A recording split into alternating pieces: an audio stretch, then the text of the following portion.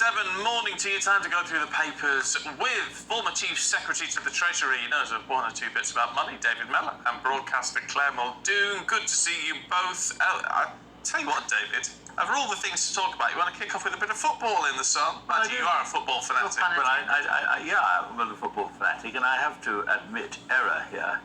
Mr. Mellor was wrong in predicting that this would be a bit of a dead thing that the BBC were covering on their various channels every game in the European Championships, because what they couldn't be sure of was that England would get through all the rounds so far. I watched the game last night. There'll be a real big atmosphere come Sunday. We don't yet know who they're going to be playing against, but it's interesting. They're getting 7 to 9 million of watching these games.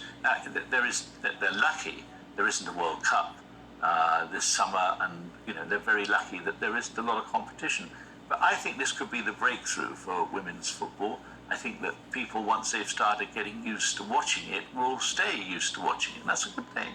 Unless, of course, there may be some women who think it's not very feminine to be booting a ball around and committing all manner of unmentionable fouls. But as someone who's lived my life along those lines, I'm quite happy to see women kicking the what's-it out of each other. It's not bad. I'm up for that. Well, the final will be on Sunday against, as you say, either France or Germany. We don't know. We'll find out later on this evening. So let's talk about, it's a really awful story, actually. This new research about air pollution and what that could be doing to causing dementia. Absolutely, Rosie. Dementia, I didn't realise this. Last year, dementia was the second leading cause of death after COVID. Unfortunately, my father was one of those deaths. Dementia is such a horrible, horrible illness. It robs not only the person of their faculties, mental and physical, but also the family and the friends as well, because they don't recognise the dementia sufferer, the dementia patient. Now, this report, which is front page of the Daily Mail today, unfortunately, it doesn't show geographically where the samples were taken. It doesn't show geographically where the reports were led and researched in. However, the overriding cause for concern is that air pollution is a likely cause of dementia. And what they're saying is, in 2018, there was a 30% in cases, 30% cases of the new cases that were found, they believe was a direct correlation to air pollution. They're saying that the emissions from cars, the emissions from pollution, the emissions from manufacturing industries, etc., can actually go into the bloodstream through your blood, and it'll defend it won't defend the brain's ability to send the synapses to your body, and also through breathing. It can come through your nasal cavity. But we need to be more aware of all this. I mean, there was stuff donkeys years ago saying dementia. They thought dementia and Alzheimer's could be caused by or exacerbated by aluminium. Exactly. Because, all these things it's all putting stuff in that. And this is why putting out headlines like this on front pages is not particularly helpful. In the past, when we've got the ULIS zones in London, we're trying to go electric with the cars. I actually think maybe there's something different. Maybe there's something more to it than this, that they're trying to lobby through maybe an undercurrent of political agenda. It's not helpful, I don't think, to have headlines like that, because without definitive evidence, we won't know. Because like you said, years ago it was aluminium pans. There is definitely something environmental, and hopefully it's not genetic. Yeah. David, we're going to talk about the rail strikes. But I felt we had a little nibble at it earlier on, but there's an interesting story on page 2 of the Telegraph, which says rail pay deal blocked by union bosses.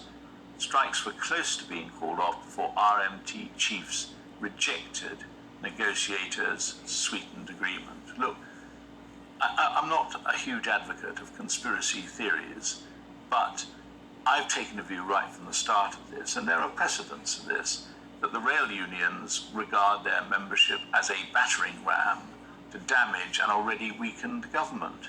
And there is no reason why, if you read this story, this whole thing shouldn't have been settled, and you will end up with the railways that, after all, are losing money hand over fist. Railway workers being a lot better off than equivalent manual workers elsewhere, something that our viewers have been emailing us about. And I just think the perpetuation of this strike is not only not good for the country and certainly not good for the government, it's not actually good for the members of the union, but that isn't what the RMT are really thinking. How do you deal with it, though? How do you deal with it without... Because the issue is, if the unions aren't getting what they want, or more than they're being offered at the moment, we are going to see continuing strikes. Well, one thing that the government can't do is just chuck its hand in. The other thing, of course, government has the scope, and a number of papers have already covered this, where the law can be changed so that the withdrawal of services, so-called, through industrial action, they have to maintain a certain level of service. And that would throw the cat among the pigeons. In the past, it has needed statutory intervention to control wildcat strikes, and I think they'll have to do that again. And I just hope somewhere along the line there are people thinking serious thoughts about this, rather than, frankly, the sort of appalling distraction of this over-prolonged Tory leadership. Yeah, but the reality is British Airways themselves have come out and said they want to enforce industrial action over the summer period as well. And I think that the timely introduction of the very jurisdiction that you were talking about there is very, very timely, because we don't want disruption. No one is for disruption, let alone anyone like Mick Lynch. And I am a fan of Mick Lynch. And I think it's very important that people, especially workers, have a voice. And I'm looking specifically at the moment, and I want to discuss the impact that the hospitality industry are actually going through now too. And we have got such a glut of vacancies for the hospitality industry, and yet some of the companies aren't looking after their employees.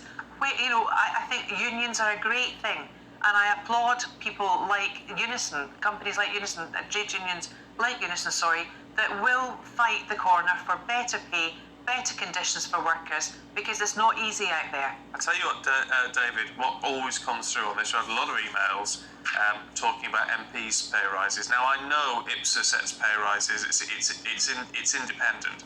However, Dave says the whole public sector should get the same percentage pay rise as each other. MPs are part of the public sector, so they shouldn't get a bigger percentage than the rest. Just on that issue, well, do you agree? Ever since I was in politics, there were lots of arguments about whether MPs were paid enough. Personally, I think one of the problems that there has been in politics is that because they can't increase MPs' salaries as much as they would want, the change from my day, and I ceased to be a Member of Parliament in 1997, is the amount of money they get to throw around on support staff. And that is a con. And of course, the number of support staff floating around Parliament has caused an awful lot of the problems. You know, when I was a Member of Parliament, there just weren't a lot of people hanging around trying to catch the eye of a vulnerable Member of Parliament, or a not so vulnerable Member of Parliament trying to catch the eye of a support staff worker. And I think that the whole thing is wrong, not least because MPs are in charge of what they pay, and a number of wives who get a nice little job and all the rest of it.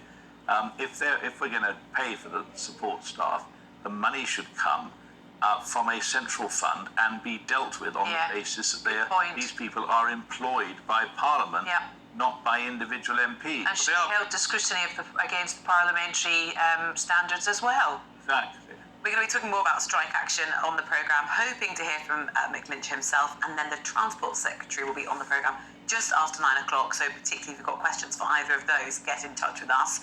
But in the meantime, Claire, let's move on and talk about Iceland, because the head of Iceland's been talking about soaring costs. Here we have a problem. Who should swallow up that? Is it the consumer or the company? Well, he's saying the company should play a part in this, and I think should be welcomed. I think it's great news. Iceland are saying firms must accept low profits to help our customers get through this crisis. Not only are Iceland helping their customers, TSB yesterday and Aldi are saying they're going to help their staff get through as well. They're taking money from their profits their big pots of money and giving it back to their staff. I think the difference between what the unions are doing now than what they did in 1979, the winter of discontent, is the fact they had too much power. Now I think the elites have got too much power. Private companies have got too much money. As you know, everything's held up for pensions, etc., etc. But I really welcome this. I think this is great news that firms are actually, they've gone like that and they've taken the wind change of public opinion and are actually doing something about it. Well done. Keep it up. It's a bit surprising, David, in a sense, because a lot of companies obviously just want to capitalise on the market economy. You can understand it, though it doesn't help us out. No, I agree. And as the member of our household, as a new man, I do the supermarket shopping. Excellent. Oh, I'd love to see that. Do you push a trolley? No, I don't need a trolley. A muscle man like me, I can carry my basket.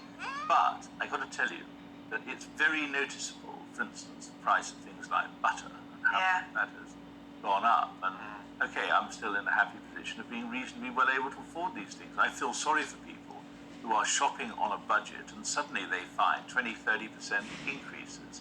Now, I believe that wherever possible, businesses should look after their customers, and if there's a moment for a bit of belt tightening, it shouldn't just be the customers who have to tighten their belts. Yes.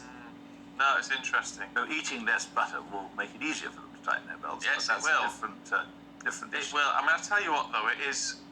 I'll tell you what struck me, because I've just had. I'm on one of these gas tariff things. It comes to an end in September. Yeah. And then they're now saying the cheapest option from September is to go on the variable price. Rather than, because if you go on that's going to be cheaper than getting a prepaid deal. Though of course it means it might protect you. They want to charge me £700 a month It's on a set price. It's absolutely Which is abominable. just like, And Russia are putting the squeeze on their energy through Gazprom to Germany as well.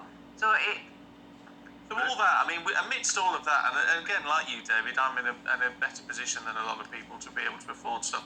And so you just think, well, if I'm balking at that, then what on earth are people like whoever's got in touch this morning, Wayne, who's on 24 grand a year, and his wife who's on 18 grand a year, what on earth are they going to do in these circumstances? I agree, and over the years, certainly I've made myself responsible for the family shopping.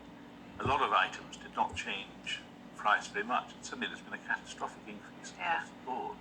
And I still remember growing up in a not especially moneyed household and being educated with a lot of people for whom money was a scarce commodity down there in Dorset at state schools. I don't know how some people are coping. I really don't. But I certainly think it is a major issue that has got to be addressed, not just by government. It's got to be addressed by the companies as well. Now, I suppose if we had someone from Tesco here, I normally shop in at Tesco, and it's the most convenient one for me, they would say, we are doing this and we are doing that, and indeed, there are still price offers in Tesco that are very attractive. But at the end of the day, if there is uncertainty about where your next meal is coming from, or whether you can afford your next meal, it casts a light over the whole of society. Of the community. Yeah. It does. It's horrible. Look, we're going to leave it there for now. Claire, David, thank you. We'll see you in the next hour.